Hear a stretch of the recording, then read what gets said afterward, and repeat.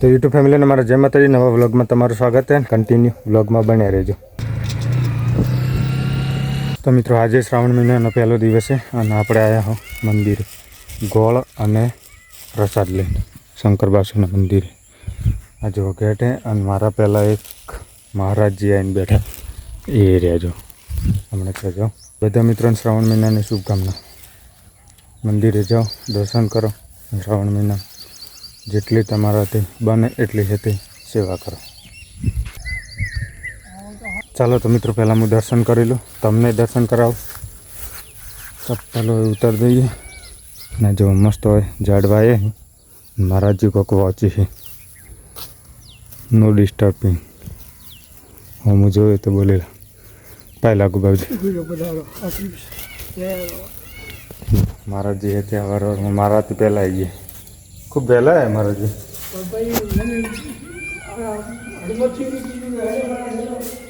અચ્છા,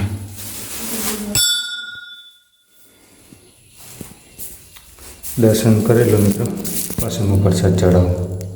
જય ભોલેનાથ. બધાની મનોકામના પૂરી કરજો અને મારા વ્યુઅર્સ જેટલા જ હોય ને વિડીયો એ બધાની મનોકામના પૂરી કરો એવી પ્રાર્થના તમારા બધા વતીની મેં કરી દીધી પ્રાર્થના. હો, એટલે તમે મંદિર જાય તો પછી મળી ના વાળતા. તો ચાલો મિત્રો, હું પહેલાં પ્રસાદ ચડાવી દઉં જે લઈને આવી. અને આ કળશમાં જે છે ને લોટામાં પાણી એ આપણે ભરીને હતી શિવલિંગ ઉપર ચડાવવાના. બહારથી તાજું પાણી.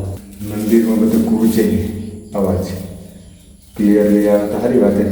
બાકી ગૂંજે બંધ છે ને એટલે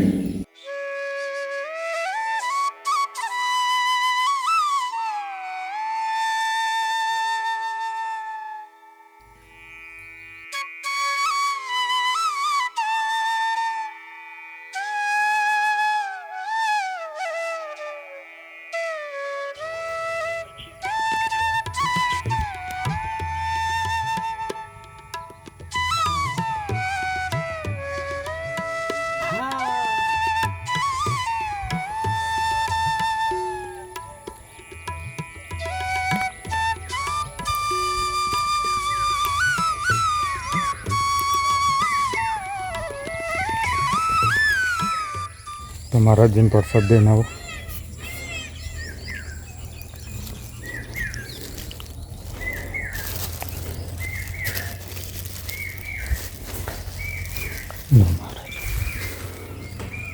ગોડે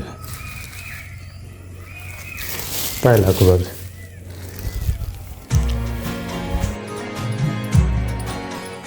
તો મંદિરથી આવી ગયો મિત્રો ઘરે અને હવે ચા પીવાની. હજુ ચા નહીં પીધું, પાણી નહોતું પીધું, પાણી પાછું પીધું. મિત્રો, આપણે પેલા મંદિરે હમણાં ગયા હતા એ રહ્યું ને ચામુંડામાંનું, એના નીચે છે શંકર બાપજીનું. તો શંકર ભગવાનના મંદિરે આપણે ગયા હતા હમણાં. અને હવે મિત્રો હું જાઉં છું. જોકે આ બધો કંકુ લગાવ્યો ને એટલે મારે આદત પડેલી છે પરસેવો લગાડીને આડવો જોવો, એટલે અડે ને એટલે સીધો લૂસી દેવાનું. એટલે આ કંકુ છે ને એટલે થોડું આમ સાચવવું પડશે. મિત્રો, દવા છોટી હતી ને આપણે કાલ એ ચેક કરવા જાઉં હું, બળી કે નહીં, અસર કરે છે કે નહીં. જોકે ઓનમાં તો હજુ તાજું હોય, ઓનમાં નહીં કરે. પહેલાં ચેક કરવાનું. પહેલાં ના બળી હોય તો દવામાં ફોલ્ટ, બળ્યું હોય મતલબ જોકે અમુક દાંટું એવું હોય ને અમુક કચરો કે જલ્દી કરીને બળે નહીં, એ ખાલી શું નરમ પડે, પીળું પડે અને પછી એ વિકાસ ના કાઢે, ત્યાંને ત્યાં અટકી જાય, પછી ધીરે ધીરે ગળી જાય. એ પ્રોસેસ હોય દવા છોટવા.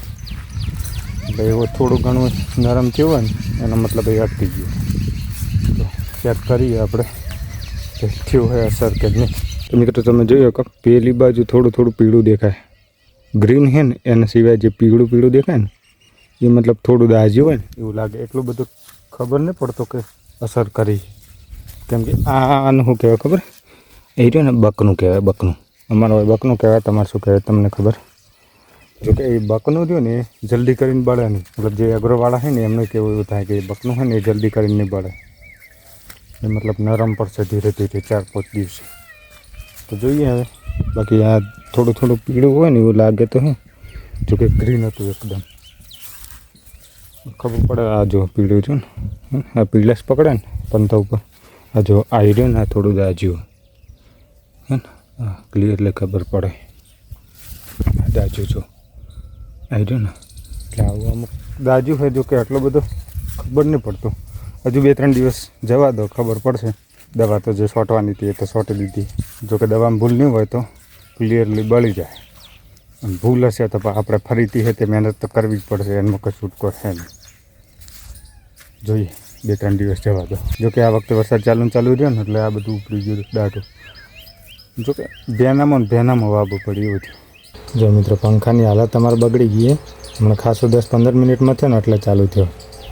મોડે તરવાનો બધા સ્પેર પાર્ટ ખોલે, ઢોકણું જો કે ખોલી દીધું હોય. હવે બીજું બધું ખોલે ને થોડું સર્વિસ કરવું પડશે. આ બધી સેપટ ઉડે છે ને એનાથી આવું થયું.